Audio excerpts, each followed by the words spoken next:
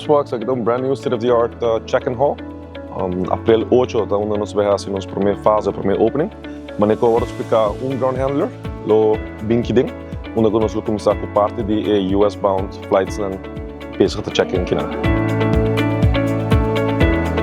Nós temos várias tecnologias novas, são mais grandes da baggage handling system. So, aqui está state-of-the-art ICS system, com independent carrier system, para mim na região, nós temos visa, tem Caribe seguro, tem Zuid-América mesmo, grande chance que nós está para mim.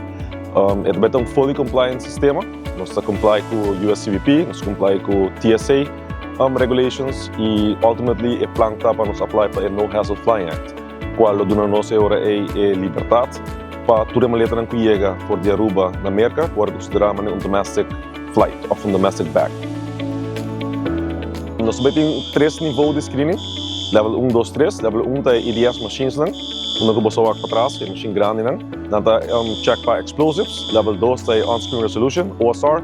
Level 3 CBRA. Pero tem o processo também, onde os requirements para CBP, está com a maleta necessita radiation check. Onde nós fazemos radiation check é, se tem positive, ele vai automaticamente sacado do sistema e vai ter radiation bunker.